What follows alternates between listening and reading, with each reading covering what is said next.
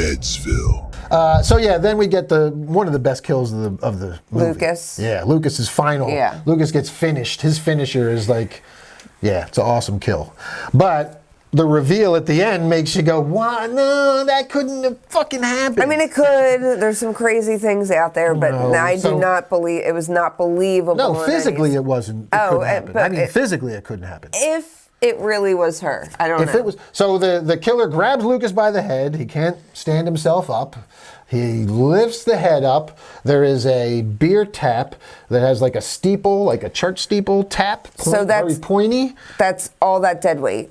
So all that dead weight lifts all the way up over top of it. His feet are off the ground. Even if he's 150 pounds. I know. As a skinny No, teenager. a grown, you know how hard it is for a grown man to hold somebody like dead weight up like that? It's not possible. No. So he lifts him up at any rate, you see the point up against the base of the skull and pushing a little bit. The occipital. And then all of a sudden it's just like crunk, and it pushes through the top of his skull, and I was waiting for it. I knew it was coming. I knew it was coming waiting too. for it. His mouth's open, and all of a sudden blood and beer start. You know what would have been cooler? If Ghostface drank it, if he was like, cheers, and fucking drank it. I mean, that would be badass. Yeah, it was a very creative kill, very good kill. But when it's revealed at the end that it was his mom who killed them, dude, it's just it just takes so much away because you're like, now I call bullshit on the whole fucking thing. It was so cool, but you're gonna tell me. I remember her just saying something that I had to sacrifice my kid. He reminded me of his father.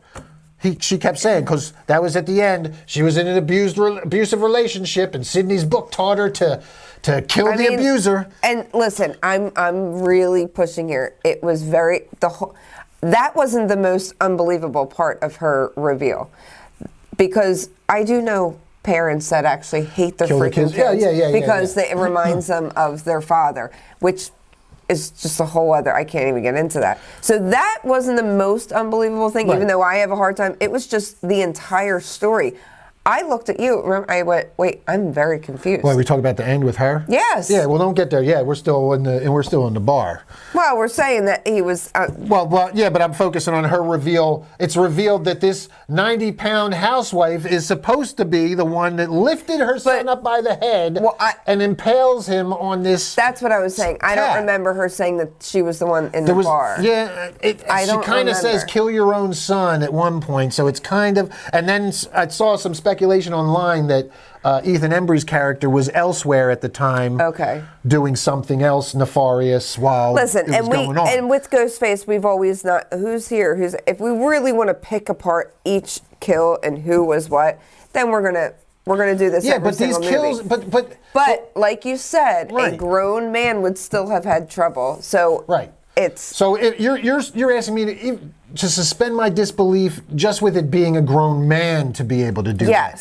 Like that's like a Jason or a Michael Myers move, strength move. That's like strength of supernatural evil killer be able to do that shit. Or That's like not a normal Jason person. Momoa, or right, like a huge bodybuilder or something like that. The not Rock. Your normal, not a normal size 6 foot Ethan Embry. The old Rock. 6'2" guy.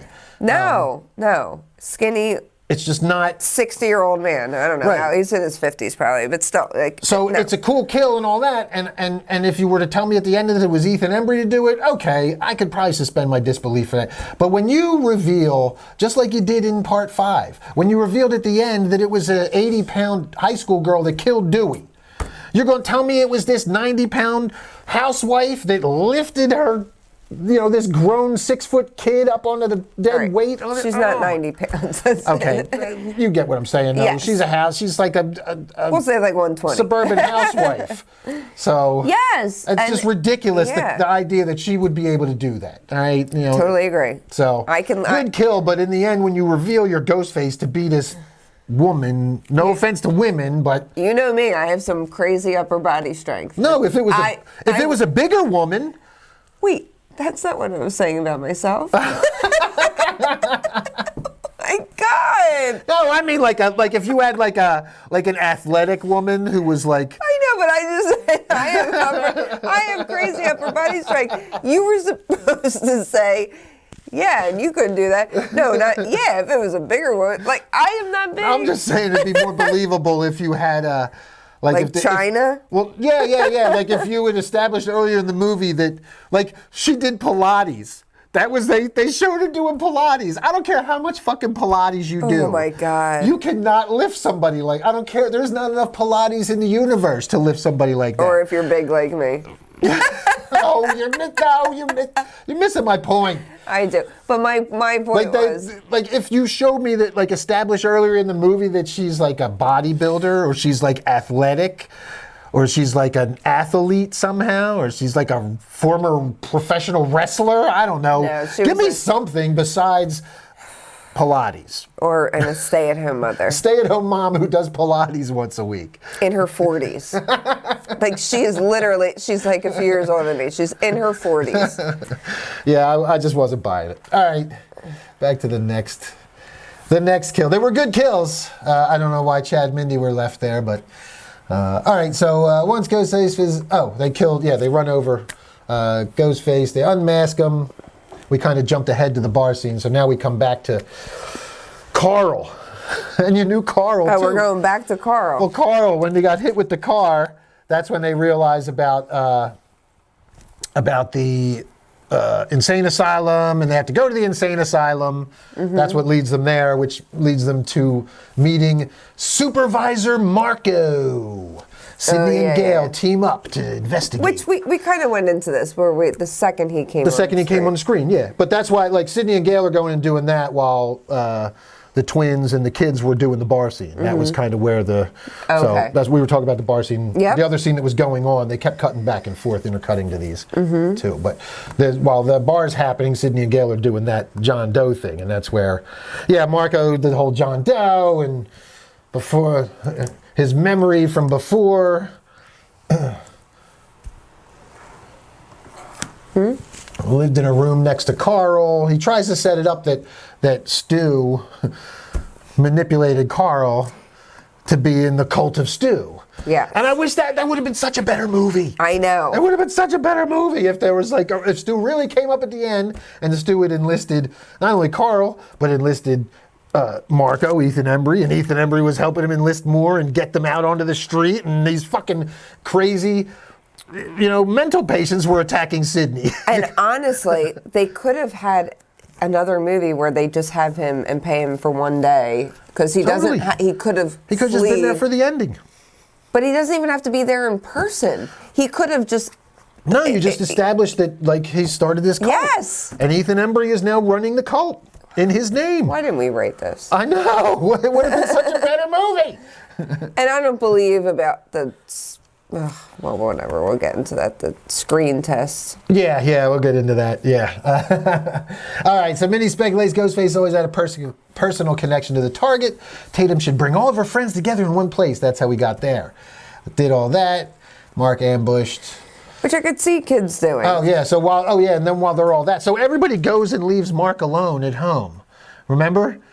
So now everybody is gone. Yes. Mark has been attacked now in the house. This was the next unbelievable part that I called absolute bullshit on. I got so mad at this. I got so mad. You got mad at a lot of stuff. Finally got to talk about this.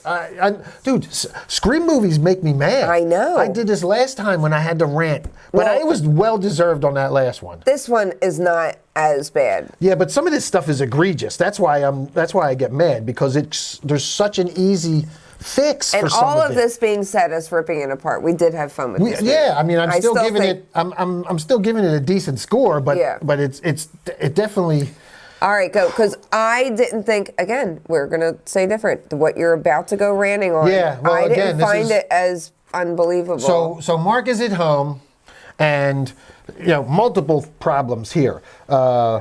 Tatum is just left with the friends. Sydney's off with Gail, and fine. They have killed Carl, but everybody knows, especially the characters in this fucking movie, that there's always at least two killers. So everybody should still be on guard. We only got one. So either Stu's still out there for real or somebody else. Common sense. Which doesn't exist in movies, right? Stick together, or be prepared, be kind of on high alert, situational awareness. Come on, Boy Scouts. Especially for a fucking police chief. The lack of situational awareness in this scene. He is in his house, and we hear something crash. Yeah, in the garage. And you can they have like the. And this is the first time we see the garage. He goes into the garage, and of course, there's work being done on the garage, so there's tarps, transparent tarps up all over the place. We haven't established this. This is a small pet peeve of mine. It's fine. I'm not going to spend too long on it, but we have never established that there's work going on in the house. We have never been in this room before. It's just convenient. Oh yeah, let's throw some tarps up because it's creepy and adds to the. They had that in the beginning of the movie. The workers were there. Were they? Yeah, they actually they had a whole so they scene. did have a scene with them. Okay. They did. They were being loud. I didn't catch it. Okay. Yeah, no. We definitely all right, fair did. enough. This is not the first time we saw that space. All right, yeah. Then I stand corrected. Fair enough. Okay. At any rate, he goes into the room. Now he heard something crash. You just had a killer try and kill you by dropping out of your fucking ceiling. You are a cop. Do you not go in, at least with your hand on your gun? You're in your uniform. Nah, he should have pulled it out. Yeah. At least on your gun. Unclip your the safety strap on your holster. Have your gun on the ready. Walk in. He goes in and he sees, we don't know what it is that fell. He sees it's this metal toolbox filled with metal tools that fell from this table that's about as tall as this. And he thinks the wind fucking. And he looks over and the wind's blowing from underneath the fucking open garage door, and there's like the tarps are blowing, and he just picks up the tools like, oh, the wind must have blown this over. Yeah, now I'm saying. He doesn't take his gun out, doesn't get suspicious that somebody is trying to lure him into the fucking garage by knocking it over. It's like, it's just so fucking stupid, and it makes no sense for a cop to not have the situational awareness to have his fucking gun out and be ready right now. Mm-hmm. I have trained with a lot of police officers. I've trained with military. You are always ready. I don't even sit in restaurants where I can't see the door because of my situational awareness. She'll tell you, I have to be facing. I'm the same way though. I give you that, but that's usually me. But that's what I'm saying about situational awareness. Some people always have their head on a swivel. I am constantly. You're ready for something to happen. And you can't tell me that this dude is just going to be like, oh, and then he goes over and just shuts the garage door. I know. Not even suspicious that somebody might have come through it. It was believable for a normal person to maybe be that dumb. Because I know a lot of dumb people. Right. If this was just a normal dude, maybe. But a cop, there's no fucking way. Is he like police chief too? He's the chief. He was the chief of police. There is no fucking way this guy does not have his gun out and is looking around, turning lights on, pulling the tarps down. And of course he gets tackled and stabbed like a fucking stuffed pig in the tarp by the killer. And doesn't die. And I believe it's her that supposedly did that too, because she drags him out later in the tarp at the end of the movie. So I think we're supposed to believe that it's her because, well, no, actually. I mean, she could have stabbed him. Is it him? This is where it would have to be one of them. Well, no, because Ethan Embry is at the institute while she's talking to them, so it has to be her. Okay. And she must have done the kids too. She did all the killings then here. I don't know. We would have to go through each one. I'm gonna have to check the times because that's crazy. Because there's somewhere online where somebody broke this down. There's got to be a scream group. It's getting later in the night, I guess, at this point when they're interviewing and the tavern takes place. So she could have stabbed the shit out of Mark earlier in the day, then went to the tavern. Yeah, because it was still light out. Yeah. It was still light out. So, but yeah, that whole scene in the garage, just awful, man. If you had a killer, no, you just made a perfect point. Even if he didn't have his, he would have went in there just pulling the tarps down. Yep. Because no matter what, gun out, pulling the tarps down, pulling them back, you just had a killer there. Who cares about this work being done? Yep. He would have ripped everyone down as he was going forward. Yeah, total bullshit scene. So, all right. So now we get what do we got? Where are we at? Ghostface kills Meeks twins. Ben. Oh yeah. So then we have the Ghostface chasing Tatum through the streets. Ben finds her, and then we had that whole scene with the deep fake laptop in the car. Oh, her boyfriend finds her.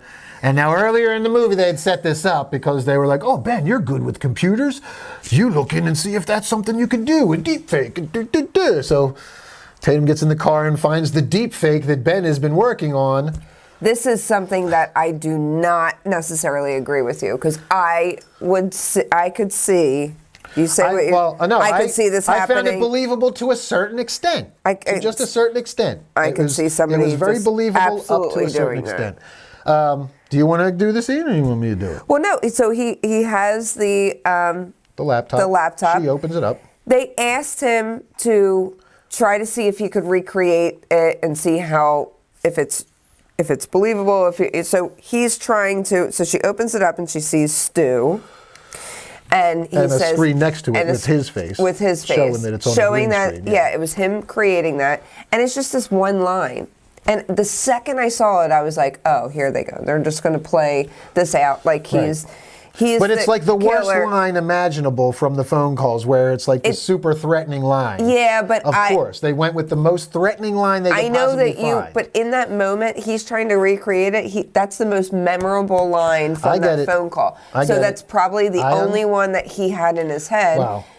I just find it. My nitpick was I found it odd that he would use just that specific line. Like you could just say anything and see if it sounded. I think you're getting way too nitpicky with that, though. With all this stuff. But this is what I mean with the writing. Like if you're going, they're red herring us. They're trying to set him up as a red herring. Yeah, that's how horror movies are. I get it, but you didn't they went too far at that point. Like I believed it when it was just the okay, you said him to try and do that, but to add that he actually said I never the believed line, it.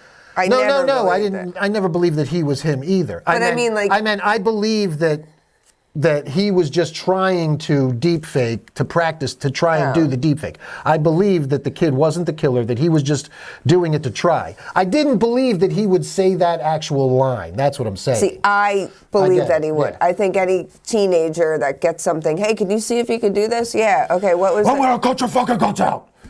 Yeah. It was like a violent, angry line. I just don't think that he would do Okay, and I just say, I'm going to disagree, because I would think that you would want the most kind of like, let me show all my emotion. I will, so if you're going to accept that he says that line, then I accept that she would smack him in the face with the laptop after seeing that footage.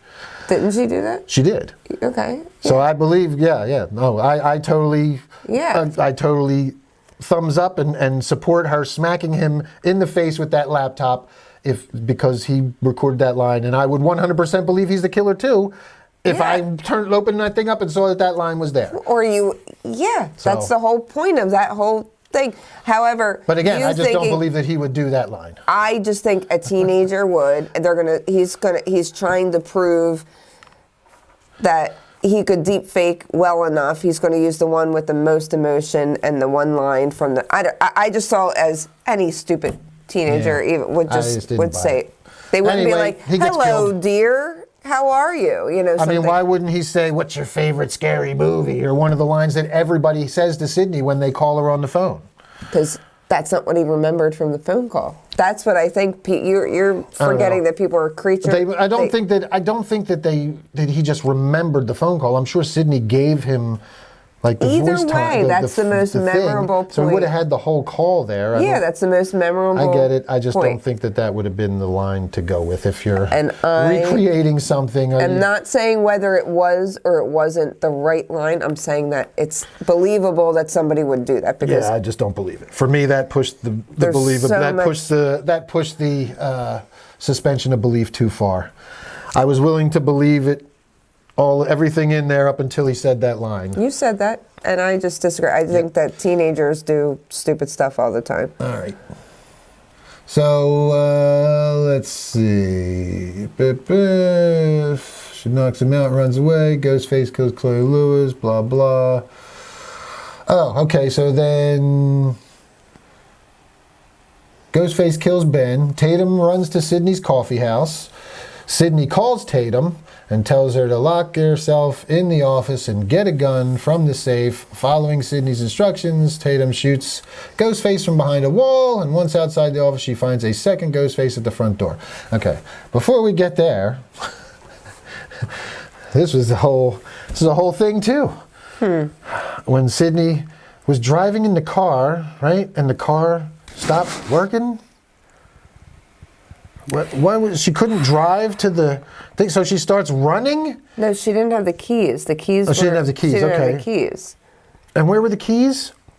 It was explained, and I don't remember. It was explained. I'm just wondering, like, how I'm trying far, to think. I'm just wondering how far from her house her coffee shop is, and was it really feasible to run on foot to the coffee shop? Well, no, but what else? Rather than go back and get the keys, get another car, call the police, call somebody, call an Uber, I don't know. Do something besides try and run on foot across town to the coffee shop. Well, we don't know if it was across town. We don't know anything. All we know is that she didn't. She never made it. She calls her, and instead of calling the police, she calls her and talks her through the gun thing. I just... That's the part that it's not her running, it's not her not having keys, it's not calling the cops to go there. It's not? No, like... Wait, it's not? Because that was everything to me. I'm like, wait, sorry. Why are we doing all this? I meant it's not all the other things. It is that she didn't call the cops. Like, that's the thing that gets me the most. Yeah, like the first thing you do, especially if you don't have keys, it's not having you know where she keys. is. It's not running across town because you can't. Nobody's calling the fucking cops in this. Nobody. They did once. They swept the house, and then I guess they all disappeared. Her daughter's inside the fucking in the coffee shop. She doesn't call the cops. The killer's on her tail. She doesn't bother calling 911. Calls her mom, right? Or who calls it? No, who calls who? No, Nev calls her because remember the phone rings and she has to silence it real quick. Oh yeah. She's hiding. Okay, yeah. And it's like doo-doo-doo-doo. And I said this out loud. I go, what teenager? Oh yes, yeah. I said it too. Yep, 100%. There's another 100% unbelievable fucking moment. What teenager? Nobody has the ringtone on. Has their ringtone on. I'm fucking old and I don't even use a ringtone. I have my vibrate on because I just need that on, but no, my 10-year-old doesn't keep her volume on, and my son doesn't use his ringtone. It drives me crazy too because I'll be like, ringtone on. She doesn't even have her vibrator. I'm like, come on, turn it on so I can. So unbelievably poorly written right there. I was just like, come on. And listen, it was the most old freaking senior citizen ringtone ever. Dude. I don't know. Like a custom ringtone. I don't even know if it was that, but that's what I'm saying. It was like a generic ringtone that comes with the phone. I was like, what? What? Yeah. But no kids that literally, especially teenagers in high school or at college level, they don't want to be embarrassed and have their ringtone go on. No, not at all. Oh my God. This is 2026, people. Happened. That's probably the most unbelievable thing in this entire movie. Let me just say that. I said that out loud at you in the thing. I was like, unbelievable. Who? Yeah. Now, look. No, absolutely. And if she had her phone, why hasn't she called the cops yet? She gets in the thing and ducks down, and she's hiding for a good couple minutes. She could have easily, and Nev, and that's what happens. Nev gets the alert. notification. Yeah, she gets the alert that the alarm was tripped. And that's when I was like, oh, here comes the Ring doorbell commercial, the security cam, the cloud. Here's the commercial for your cloud security cameras. Save your daughter from being killed by Ghostface. Don't worry, you won't actually have anyone that goes there to help besides you on the phone telling her how to use a gun. Right. The government will be watching, but we won't send cops or anything. We'll just survey. And listen, they did, and one other thing I'm just going to mention right now. They did a good job making us believe that she just didn't want to talk about her past so much that's why her daughter Tatum doesn't know anything about self-defense. But then I was like, this is Sidney Prescott. Yeah. Why wouldn't you teach your daughter, self-defense? Yep. I don't believe Yep. you have guns all over the house, and you're just gonna assume that she can't use one. Because now we get to the scene with her in the thing, and she has no idea, and she's afraid, and she's crying. That was horrible. Listen, I can't do it. and we did need this moment. It was kind Because her of character has to grow, right? yeah. So I like know. I can dismiss this, but in reality, Yeah. if this was reality, that traumatized mother would have her daughter, who she named after her Tatum, yep. butchered freaking best friend. 100%. She would be taking her to the range. If- She would be like, "This is what you do. If anyone ever comes in the house, if I'm not here, here's the safe room. Here's this."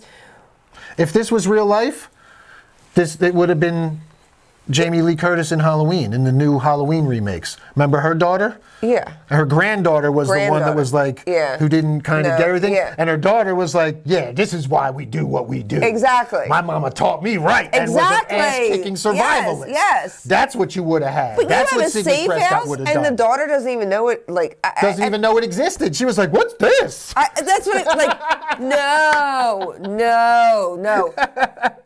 Like if you had a life like Sidney Prescott, and the amount of Ghostface killers coming after you. Yep. You want Your me to daughter believe? is going to be my kid would be trained in multiple martial arts. Yes. Multiple weapons. Like she would know how to strip down multiple handguns, rifles, clean them, Like reassemble Forrest all Gump. that shit. I'd be timing them. Time, yeah, Yep, like they'd be- Forrest Gump. Done. Absolutely. Done. Absolutely. Done. Strip it down, put it back together. Go. Jeez. Click. No, there's no way that I didn't. No, it's just so unbelievable. I didn't believe. And the teacher early on in the movie says it when she's all wishy-washy in her audition for the play. He's like, "Damn it, you're the daughter of Sidney fucking Prescott. Yes. Where's your balls?" Like he doesn't say So- those words, but it's essentially what he says. Yeah, so like where's your balls? Yes, that's essentially what he said. I don't remember his exact words, but that's but the gist yes, of what he was saying. yeah, He's like, "Bitch, So you're Sidney's listen, daughter. You're supposed to kick ass." we needed that part. We needed it. But like I said, I can We kind needed of, it because they set her up to be such a pussy through the I first can two-thirds of the dismiss movie. it because there were multiple times where they were like, "Why didn't you teach her?" Why? And Sydney's like, "I just wanted her to be Well, a yeah, normal that was the whole kid, and I just didn't want." I So, sheltered her. I realized at the end, Sydney comes to grips with that too, that she babied her. so look, okay, I get it. It's not that bad. It's not that bad of writing. However, if this was real freaking life, Yeah, it'd be there is Jamie Lee. no way in hell Yep. you would have all these killers coming year after year after year, and your kids And you're not by the teaching age your of kid what the 5 fuck they're doing aren't with a freaking gun. black belts. See, this girl couldn't even And hold a out gun. back, boom, boom, boom. Now you're gonna have to turn off the safety. I mean- it's the little switch. Yes! Have you ever watched a movie? I mean, who doesn't know where the fucking safety is on a gun at this point? And if you don't trust her with a Glock, give her a fucking shotgun, man. Just give that baby a shotgun to It was just so that. Like she should at least know how to handle a long gun. I mean, come on. All right, so let's get to another unbelievable part here, because there was let me see. Before we get to the ending, I want to talk about the part. I'm gonna go back to the nobody watches the fucking news thing again, Oh, jeez. and the absurdity of Sydney going on the news to do the interview with Gail live. That wasn't to draw him out. No, it was a night. She has a night show. Like it was like It was no. She went on to that guy's show. There was the other guy. I who still kept, watch ABC Okay, 2020. she went to the local station. The guy gave her the spot, the local broadcaster, because he's there, and he's like, "Oh yeah, you got to get to. Where's the interview?" Remember when she walked? It was a she walked out. nighttime, though. Right. Yeah. Right. Yeah. But who? the plan was to go on the news and call him out, like, and just hope he's watching the news, hopefully live at that moment? I think you're very displaced with how many people actually I watch the am, news. because I never watch the fucking news. I know, you're very... I feel like you're just... You don't understand. I don't know ABC anybody. and 2020, even the live... old people that I know don't watch the news, babe. I Oh don't my know God. who these people are that watch the news. I don't... And here's the other question. I don't know, I do. Here's the other question, though. Here's the other question, okay? We don't know who Ghostface is. What makes you think he's watching TV at that moment? What if he has a job? What if he's working? Yes, he has a job in killing people. Okay, I mean, Ethan Embry had a fucking job. What if he was cleaning bedpans at the institution? Okay, do you want to know how they do this? Just like I tune into... It's just silly, man. It's just fucking silly. Can I finish what I was saying? Go ahead and finish. I'm just saying it's fucking silly. I know that you think that because you don't have cable here or anything, but like usually when they have something like an interview, like when R. Kelly's interview, we all watch that live. It was only 3 years ago. Everyone watched that ABC live. You see something coming on. I know, but when R. Kelly did his interview, R. Kelly didn't go, hey, let's go do an interview right now. It was advertised. People knew that it was coming. That, but this was like spur of the moment. What if Ghostface was taking a shit and playing? I was just going to address that, but that's okay. Go ahead. No, I'm just saying they could have said this just in, and then on social media, and then everywhere. It's like, oh, there's going to be a live interview in an hour. Tune into this. It's not that unbelievable because most of us go, holy crap, with Corey Feldman, I literally tuned in. You know, Corey Feldman was advertised. You keep referencing interviews that were advertised. I'm saying that people watch them, and if you see it on social media or anywhere, this is going to be in an hour. People see that in all the news. I don't know what they did because we're not showing all that. I'm not saying some people would not have seen it, but the chances of Ghostface seeing it, especially if he's out killing people. I mean, he's got people to kill. Is he spending his time watching the news, or is he out stalking Sydney and her friends? Think about your phone and the notifications that pop up. Oh, Ghostface, I just anything. You would have notifications come in, Ghostface, live, and whatever. I just found it a little silly. Okay. I don't know. I don't see it as, I mean, it was... And it didn't work anyway. It didn't work. It was kind of like a... It was just like, why don't we just kill some time with something dumb? Like, it didn't move the plot along at all. It didn't... That I agree with. I don't see it as far-fetched them trying to do it. However... Other than it finally gave Gail an interview with Sydney. But she did it. Right. And we had to have that moment where they got mad at each other. Right, yeah, that's what it... Yeah, I totally forgot about that. They got mad at each other. Where she pushed too far in the interview and they got mad. That was like...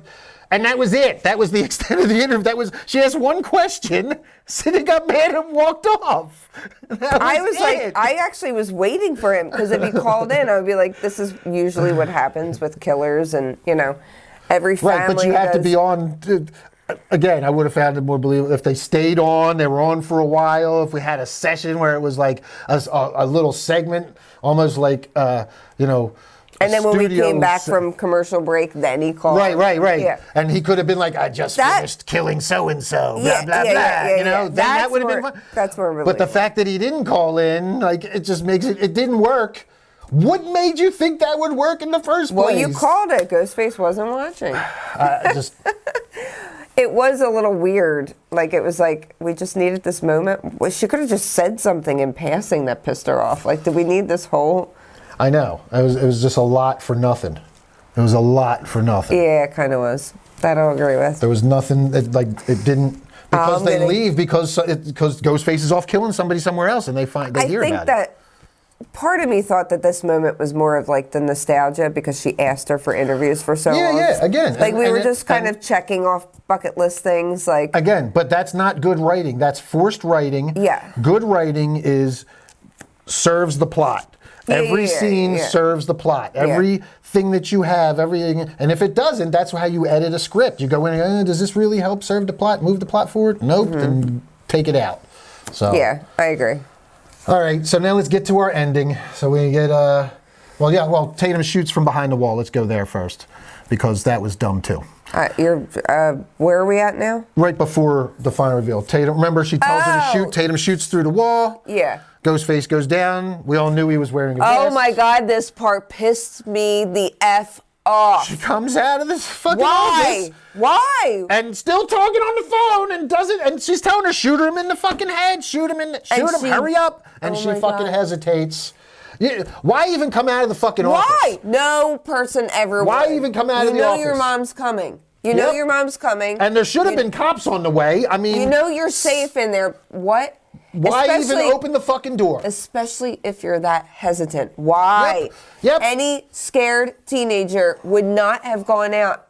Yep. No. Why even open the door? No. Oh my God. You see what I'm talking about? About these dumb decisions? That it's pissed me bad off. writing. That pissed me off. The whole ending pissed me off way more than anything. Oh, yeah. Anything in the movie. Was absolutely awful. I was there. As soon as she opened the door, I was like, oh my God, why you open the door? Just wait for help to get there. Oh my God. And then you're going to stand there and linger over the fucking body and not just double tap it in the fucking head. Dude, no. Nope. It's unbelievable. And if you're that scared, you would not have opened that fucking door. Yep, exactly. You would not have sat there and been like, I can't, Mom, I can't go out. I'm just going to wait for you to get here. Yes. And your mom would have been like, okay, baby, just stay there. I'm calling the cops. I'll be there in a minute. First off, I would have just told my kid, you stay there. Yep, don't move. Just stay there and wait for me. I would have told my daughter not to go out and shoot him twice in the head. Or once in the head, or what? I wouldn't have been like. I would have been like, wait until I get there. Don't open the door for anybody but me. Yes, I will shoot him. I will shoot him. So yeah, totally bullshit. Open the goddamn door. So she gets kidnapped. Oh no! Once outside the office, she finds a second Ghostface at the front door. But she didn't shoot the one that was down. She didn't. So that's how she lost the gun. I didn't want her leaving the room in general. Right. The second she walked out and was like shaking. Right. All right. And what's his name had the one on the ground had to be Ethan Embry because he had unless they both had vests on. Yeah. All right. So Sydney shows up. I think the gun was on the floor and Tatum's nowhere to be found. And Stu calls Sydney and reveals Tatum is being held captive at home. Bring it on home, Sydney. Sydney finds a televised message from Stu, who then proceeds to change his face into previous Ghostfaces, Nancy Loomis, Roman Bridger, as well as Sydney's close friend and Gail's late husband, Dewey Riley, to tell Sydney he is returning to how the Woodsboro killing started. I like this moment. I like that they worked the cameos in there, and again, the AI. That moment, we definitely knew it was a deep fake, Well, we knew that they were using a deep fake, but we didn't know that that Stu still wasn't alive at this point. No. It wasn't until the second unmask. We could have, They still had us going. I mean, you could have been doing both. Stu could have really been alive and been deep faking the whole time. Or we could have just left it open at the end. Totally. It could have not been a deep fake, and it could have really been Stu. Or it could have been, but we didn't know, or we didn't know if it was or wasn't, kind of thing. So, let's see. How the Woodsboro person is being forced to watch a captive beloved at home.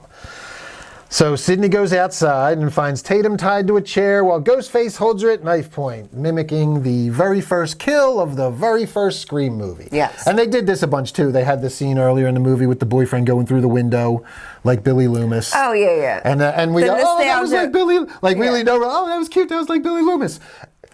The audience gets it. For the record, writers of Scream, Kevin Williamson and whoever else wrote on this, we got it. We didn't need you to go, I had a boyfriend that did that. So yeah. Well, no, not only did she say it, but the boyfriend says it. I figured it would be romantic since Billy did it for your mom. Which, is that what he said? Is that really what he said? No, he said, I just watched Stab. Yeah, I watched Stab, and I figured I hadn't done it yet, and Billy did it for your mom. Yeah, so let me pretend to be a killer. Yeah. That tried to kill your mom. So that's the start of the red herring, but also it was just like, okay, you literally didn't have to have him say that line. We all would have fucking Yes. got the reference. We all would have got the reference, and we Yes. all would have gotten the implication that he might have been the killer by doing that without him actually saying the line. It was The only reason I would think that he would have to do that is if he thought that his audience did not see all the other screams. But why would you go into 7 not seeing any of them? Right. Like, it doesn't make any sense. Yeah. Did he think that Tatum didn't know that Billy climbed in the window?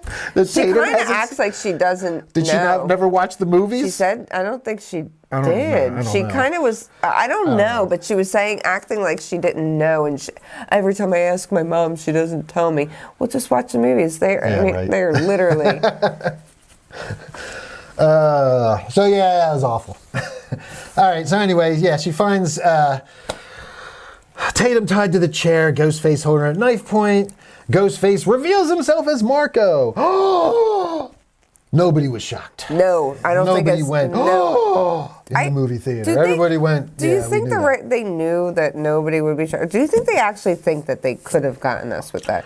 I do wonder if they made it very obvious that who one of them was. That's what I thought to try and make the focal point which one was Stu, who was the other one. Is the other one Stu or is the other one someone else? And they kind of just give you the first. But I still don't like it. No. I understand. I get it might have been the thought process behind it. It's Ethan Embry. We don't really care. Let's let the audience know who one of them is this time. No, but if they would have had a actor, that lesser known actor, then we would have had, because we still would have been sus of that character. Would we have that? Is it the neighborhood Lucas boy that is obsessed? Right. Or is it Stu? Or is it the boyfriend? You would have had more options. The second we saw Ethan Embry, you know it's Ethan Embry. You know it's Ethan Embry. Unless it was Stu and he came out as a hero at the end or something and was I knew he was going to try and kill you. Or he was the secondary one. He was the second. I don't even if the two of them were in cahoots together, I think that would have been better. Ethan Embry and Stu. You know what I think would have been better? If he wasn't any of the killers, and it was really Stu Macher and somebody else that we don't know. Maybe. And then Ethan Embry's character was helping them. Then you're oh shit, he wasn't the killer. It was actually Stu and this person. I don't know. Yep. There's many ways it could have gone. Because if he came on the screen and I was oh shit, he's the killer, and then he turned out not to be the killer, then that would have been better. Yeah. The fact that you made him the killer and Make him a red herring. Yes. Make him, You should have dropped him in and had him be more involved in the movie and then not been the killer. Yes, that's my point. Yes, we'd be you got us. You got us. Yep. Nope. All right, so he reels in Marco. He talks about how he was into IT. He says, I used to work at IT, so I'm good at deep faking. Oh yeah, why did they? It's just a line. He explained I forgot about that. How the supervisor at the institution knows how to deepfake shit because he used to work in IT. Just throw that in there. He did. I think I could probably figure out how to deepfake in a day with YouTube, so you don't need to say anything. Yeah. Well, then our other Ghostface comes walking up and reveals herself to be Jessica, the neighbor, the 90-pound neighbor. Anna Camp, if you are familiar with Anna Camp. And, yes, she goes through explaining that after reading Sydney's autobiography, she came to the conclusion that Sydney succeeded because she killed those who tormented her, prompting Jessica to murder her abusive husband. But then she also went into the whole thing, and they tried to get meta here with how she was mad at Sydney now, though. That's when I got so, because she left her or something. Because she didn't participate in New York. Where were you in New York, Sydney? I was was this bitch in that last movie? I don't remember her. I am still very confused because I was okay, I was following, and I was all right, abusive husband, okay, I get that. And then I was wait. And I asked you, I said, was she in the other movie and I just forget her character? She's mad at her for leaving and going to New York. And yeah, it was so... I didn't understand. I didn't either. I was like, man, when they started talking about the ending, my head started swimming. I mean, I know what they're saying. I still don't know what they were trying to say. No, Why? She killed the husband. I get that part. And Sydney was her idol. Okay. She idolized Sydney.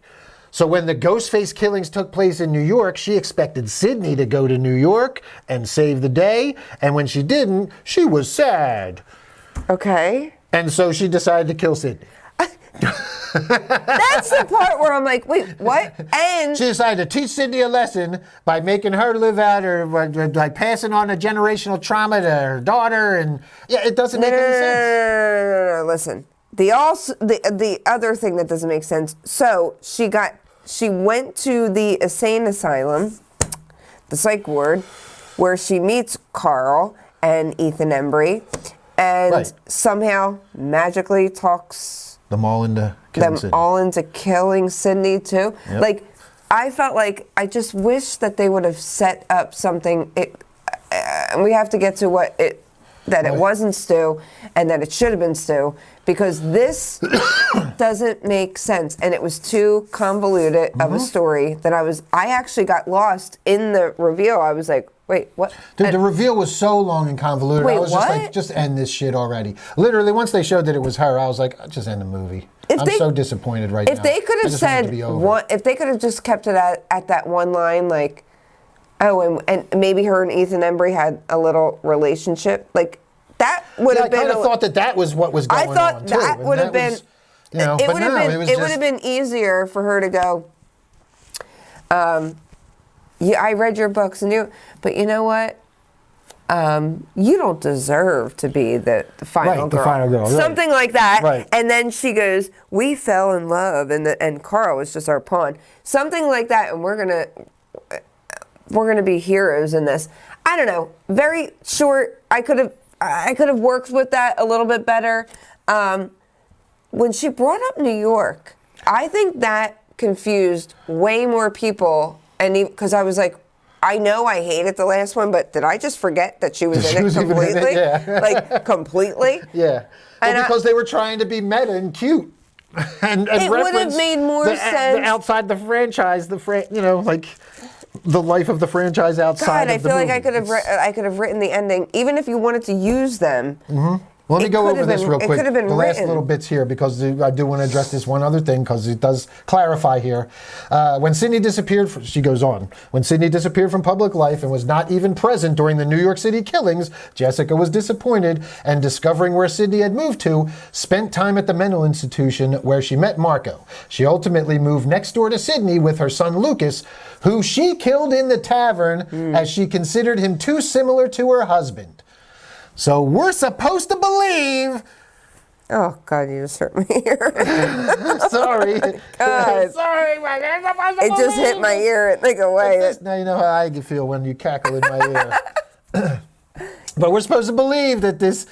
I'll give her 115 pounds. This 115-pound woman lifted up a full-grown 20-pound dude who would probably, at least even if he was 130. 160. Let's pretend he's 130. Yeah, she's not even lifting her own weight up like that. Not by the head. And dead weight. There's no fucking way. There's no fucking way. Have you...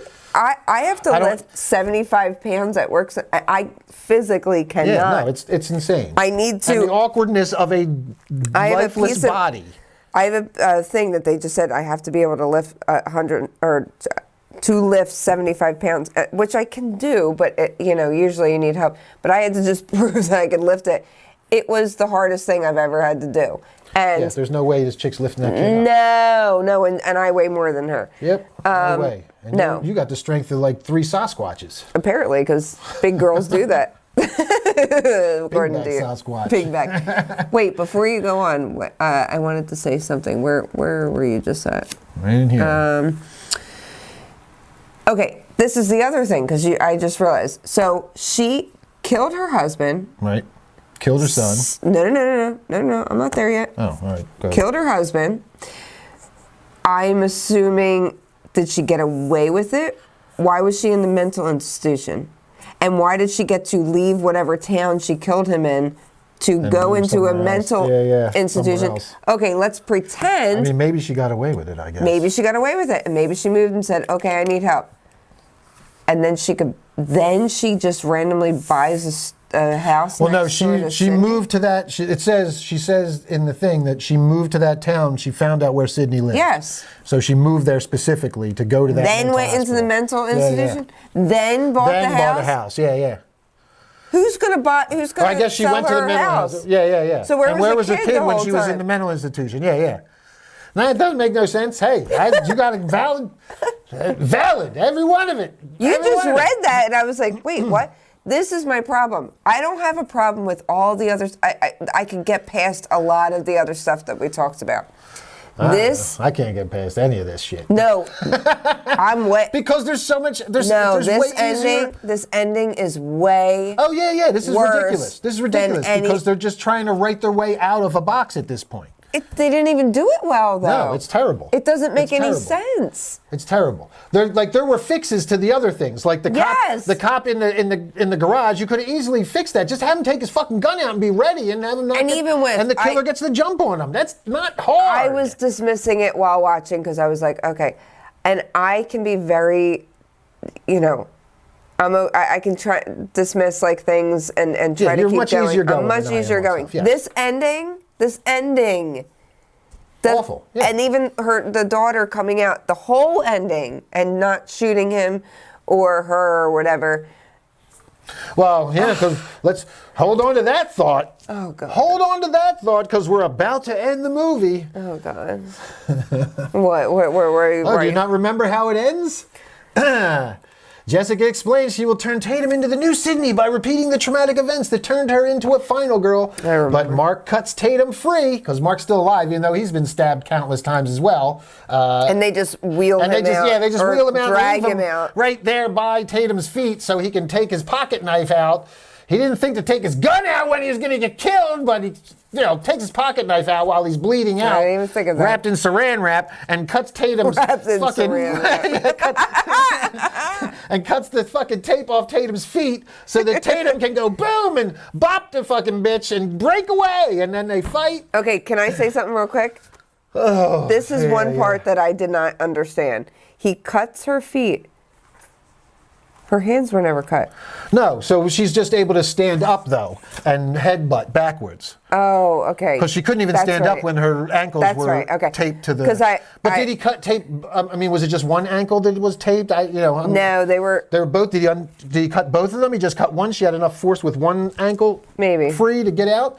At any rate, this is when Sydney had put the gun down and had the training survivalist instinct to have a second gun that we clearly see. But not in her... But not in her panic room. Nope. Or not to teach her daughter how to use Nope. them. Nope. So she hasn't got it back. So now... Maybe her 4-year-olds that we don't know. They're probably really good with guns. Maybe they're really good. Tatum's the black sheep of the family. Yeah, yeah. She don't like She was guns. the protected one. She was spoiled. The 4-year-olds are like... the 4-year-olds are like Rambo. All right, so yes, as Tatum bops him and gets out of the way, Sid pulls her secondary handgun and bop, bop, bop, shoots Marco, and he goes down, dead. Jessica flees and Sydney chases her. Then they fight, only stopping once Tatum shoots Jessica. So she got some balls all of a sudden. It's not about balls. Somehow she has the aim. Oh God, the aim and the recoil wasn't a problem either. I mean, she's Because I've she's been an to the expert gun marksman now at this point. I've been to the gun range plenty times, and it's been a while for me. And when I was actually going frequently, I could never hit the same spot twice, or I could never. I would get in the general vicinity of an area, but. You want me to believe that this chick didn't go and just fall over? Oh, it gets better. It gets better because you obviously don't remember what happens next. I forget. No, yeah, you do. I do. It was 2 weeks ago. Because if you thought that, I'm glad you just talked about how actual gun range experience. Yeah. It's hard to group and keep the stuff. Yeah. Especially if you're firing in succession to group. Your bullets. Right. Well, you don't remember. She shoots Jessica, and they go up. You know she's not down. Oh. And Jessica pops back up, and we Yeah. get the scene with both Tatum and Sydney. Oh, yeah. Whip the guns out. Yes, that's right. That's right. And bop, bop, bop, bop, bop. Yes. Like a dozen direct hits to the face. Yes, I remember. And now I Blasting remember it. chunks of face off. I forgot and it was it. cool looking. It was cool looking. And it's badass moms. Badass mom, badass daughter. Wait, but I'm supposed to believe that Were they Tatum's- one-handed? Oh yeah, they were both just like bop, bop, bop, bop, bop, bop. I forgot. Like turn, now look, I remember. like they weren't looking, and all of a sudden she popped up, and they Have both you- just turned and You looked. think and that shot. 17-year-old girl's shoulder could handle that? Look, and I know it was like a Glock, right? But it again, wasn't even that. But the grouping, like you just said, Yes. the grouping. You expect me to believe that she just fucking grouped every shot on this chick's face? This is like the second or third time she's fired a gun in her life. My paper, She it might grouped be it like that? the chest would be like boop, boop, boop, Yep. and then random on the head, and then run over here. I would have ran, but I would try. I would really try, and I would get like somewhat in the chest range, and then but there would always be usually like my first and maybe my last after my shoulder would go at like random ones, but like. Yeah, well, Even in the same, Tatum was a fast learner. A chest, not the. Tatum was a fast learner. No, it doesn't. Third time shooting a gun, she It's had like perfect, what's her name from Stranger Things? It's just a perfect marksman. perfect after grouping in the second, in the face. second time you ever held a gun. Totally ridiculous. It was good, good I said effects and this fun, but chick. it's just totally ridiculous. It would have been more believable if it's like, babe, take this shotgun. Yeah. You ain't missing with this thing. Yeah, right. Like- exactly. Spray. But in the scene, she had just gotten. It was whatever was in. No, the I know, but coffee I- shop. So, I but they know. should have had a shotgun in the fucking panic room. I know. You can't miss with a shotgun in close quarters. Yes. You should have had multiple shotguns in the panic room. Oh, that's the thing. Especially if you're not going to teach your kid, at least teach her how to use a shotgun because Yeah, you know spray that, and pray. You don't have to Yes, fucking. that would have You hit. don't have to have aim if you have a shotgun. Exactly. All right, let's wrap this thing up. We've been ranting for a while. It's late. It's like 2 hours. No, this is a long one. Thank you all for sticking around with us for this one, man. We did some ranting, both of us. Steph got in on the ranting tonight, too. Look at that. Listen. Usually it's just me and her going, no, he was okay. No, I'm still trying to, I still was trying to reel you back sometimes because a lot of it, I'm going to keep my score at the 6.5 out of 10 because I do mine out of 10. Right. Yeah, well, I did. I'm doing Because mine out of 10 as well. I did 6.5 out of 10. I thought you said 7, didn't you? No, Oh, you so did what six. this You is- said 6.5 or 7. No, You said 6.57. can I finish my sentence? 6.7. Okay. The amount I heard that tonight because my father's birthday today, he turned 67. Oh, God. Which was all night. Man. So anyway, no. What I said was, I'll give it a 6.5 out of 10. I said, but for nostalgia, I'll give it a 7. That's what I said for our spoiler All right. free. So I still would do that. I think I still, but overall, 2 weeks later, maybe I would drop it down 6 out of 10 for writing and 6.5 out of 10 for nostalgia. I don't know. I'll just still give it a 6.5 out of 10, just right. overall, because I had so much fun with it. I'm just going to say I really did in the moment. The ending, it felt, I got so disappointed in the ending that it just pissed me off. But the whole movie, the fun of it, the nostalgia points, the cameos, the little thing, the kills were great. So there's kills so were much. great. The There's stunts so were great. much that was fun, and I The could scene was excellent. I could dismiss a lot of the things that we kind of ripped apart tonight. I really could. I could dismiss a lot of it. However, the ending just brought it down so much. So. Yep. Because I had so much fun, I'm just going to keep it at a 6.5 out of 10. All right. Well, I'm dropping my score a little bit. I'm going to just do a 5, just a flat 5. I was a 6 before, a 6.25 or something, maybe Yeah. 6.5 as well. And I had fun with it. No, I you did said have fun. 3.25 out of Yeah, 5, which is so like you'd a be a 6.5. 6.5, yeah. That's a big drop. The 4DX definitely upped my enjoyment at the time. The fight scenes. The fight scenes were great. The action was great. The ending really let me down. I don't like the not bringing Stu back aspect of it. Yeah, I just really like, and going back and like, there's a lot of forgettable characters. There's, you know, the twins thing, they were just useless. And again, they survived somehow, they're bulletproof. It just, there's so many like bad decisions. The writing was just so questionable. Aside, like the action was solid. I really enjoyed the action. I really enjoyed the opening scene. Very well written. Very well done. But trying to cobble together, you know, the original and smashing it into what 5 and 6 were doing and trying to make it all kind of piece together just doesn't work.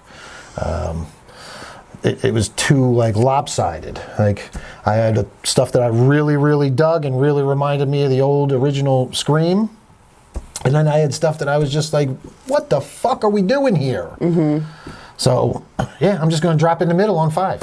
All right. That's just because now look, there's so much. Like, yeah, there is so much. At the time, I still overall think I was very forgiving. However, this kind of, it makes sense at our Rotten Tomato scores. The critics were 32% and the audience is 76%. Yep. Because it was so much fun when you're seeing it. So you leave the theater feeling fun. You know, we had a good time, but overall, just the choices.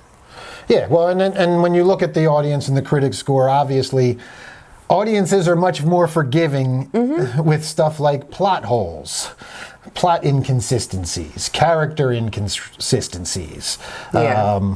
You know, people just want to go to the movies and have a good time, and if it's their favorite franchise, you know, go look we saw this with the Five Nights. That's what I was going to say. Freddy, I know. Go look at the scores for Five Nights at Freddy's. It's a terrible fucking movie, but the audience still loved it because it's fan service. Yeah. And at the end of the day, that's pretty much what I enjoyed about Scream 7 was the fan service. Yeah. The nostalgia, the hearkening back to the originals, give me the stuff that I liked about Scream, because the fan service was the only stuff that was written well. Well, I don't know. Five Nights at Freddy 2 just came up first. 16% critique and 84% for the audience. Yeah. Yeah. So it's same type of thing. I mean, critics actually know what is supposed to be in a good movie. They know character arcs, character development, plots and subplots. Here's two critics. One, if there's a single witty idea in the entire 2-hour slog, I missed it. And here's another one.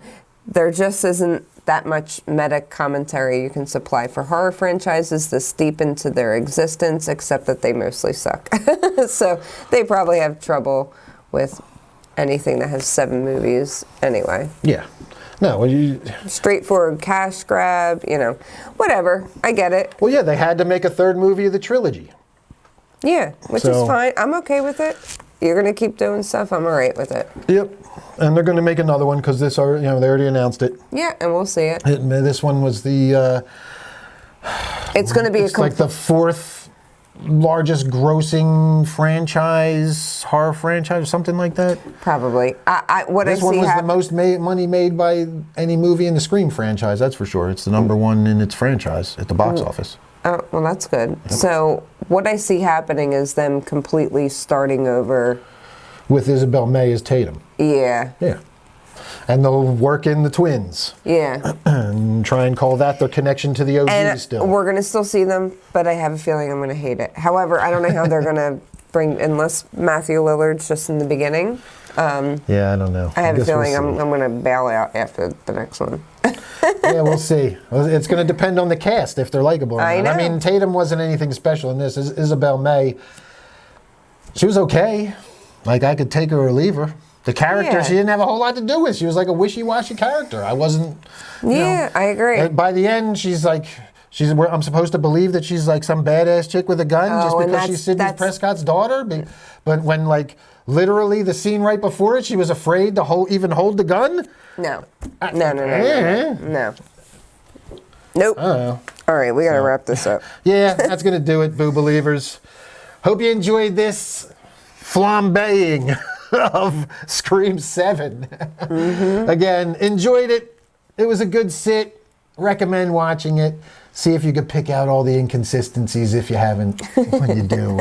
But yeah, and most of you that are watching this have probably seen it already. Leave some comments, leave some messages or whatever, and let us know what you thought. Let us know if you spotted some of these things, if you had some of the same questions we did. Or if you were just like, fuck all that, I'm here for a good time.